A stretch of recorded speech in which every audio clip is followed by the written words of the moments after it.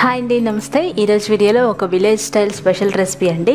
ఇది non vegetarian special అనమాట. అదేంటంటే ఎండు చేపలు వంకాయ కర్రీ అండి. సూపర్ టేస్టీగా ఉంటుంది.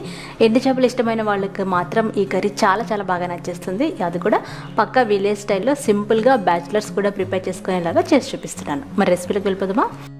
ఇక్కడ నేను 4 పెద్ద ఎండు చేపలు తీసుకున్నానండి. వీటిని ఉప్పు చేప అని కూడా అంటారు. వీటిని కొంచెం వేడి నీళ్ళలో 5 నిమిషాలు నానబెట్టుకోవాలి. అలా చేస్తే ఆ పైన ఉన్న వేస్ట్, ఇంకా ఎక్స్ట్రా ఏమైనా డస్ట్ ఉంటుంది కదా, ఇసుక లాంటిది, అదంతా పోతుంది. అలాగే నీసు వాసన కూడా తగ్గుతుంది.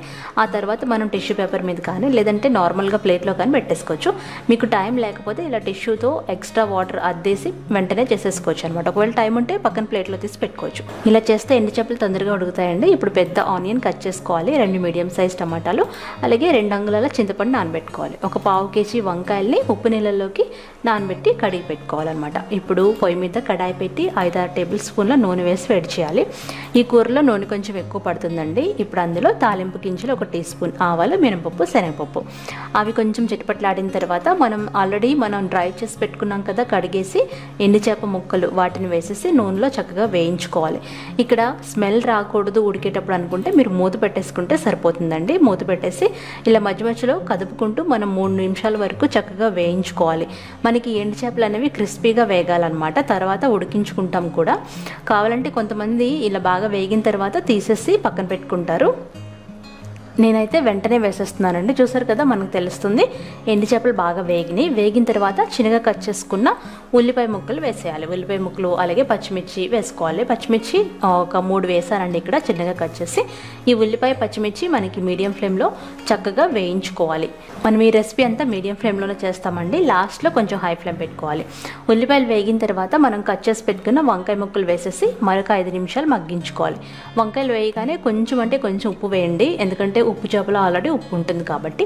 మూత పెట్టేసి మగ్గించుకోండి. ఈ వంకాయలు మగ్గిన తర్వాత మనం ఆల్రెడీ చిన్నగా కట్ చేసి పెట్టుకున్న టమాటాలు వేసేయాలి. టమాటాలు కూడా ఒక 2 వేస్తే సరిపోతుంది, ఎందుకంటే ఇందులో చింతపండు కూడా వేస్తాం కాబట్టి. టమాటాలు వేసిన తర్వాత మూత పెట్టేసి మరొక 5 నిమిషాలు మగ్గించుకోవాలి మీడియం ఫ్లేమ్లో.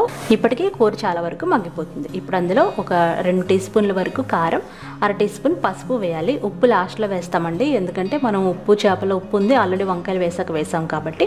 తర్వాత 1/2 లీటర్ నీళ్ళు పోసి ఇప్పుడు హై ఫ్లేమ్లో పెట్టుకుని ఆ నీళ్ళని దగ్గర పడేంత వరకు ఉడికించుకోవాలి. మూత పెట్టేసి ఉడికించుకోండి. ఎప్పుడైతే మనకి కూర దగ్గర పడుతుందో అప్పుడు మనం తీసి పెట్టుకున్న చింతపండు గుజ్జు వేసేయాలి. చింతపండు గుజ్జు మాత్రం కూర అంతా ఉడికిన తర్వాత వేయాలి. చింతపండు గుజ్జు వేసిన తర్వాత మరొక 2 నిమిషాలు ఉడికించుకొని ఉప్పు సారి చూసుకొని కావాలంటే వేసుకోండి. అంతేనండి. కూర దగ్గర పడిన తర్వాత స్టవ్ ఆఫ్ చేసి కొత్తిమీర చల్లుకొని గార్నిష్ చేసుకోవాలి. ఈ కూరలో కరివేపాకు వేయకూడదు అనమాట. వేస్తే ఆ కరివేపాకు ఫ్లేవర్ అన్నది ఎండు చేపల ఫ్లేవర్ని డామినేట్ చేస్తుంది. అందుకని ఇలా ఎండు చేపలు కానీ ఉప్పు చేపలు కానీ వాడుకునేటప్పుడు కరివేపాకు, అల్లం వెల్లిపాయ పేస్ట్ వేయకూడదు. కొంతమంది అల్లం వెల్లిపాయ పేస్ట్ వేసి కూడా చేస్తారు, అది కూడా బాగుంటుందండి.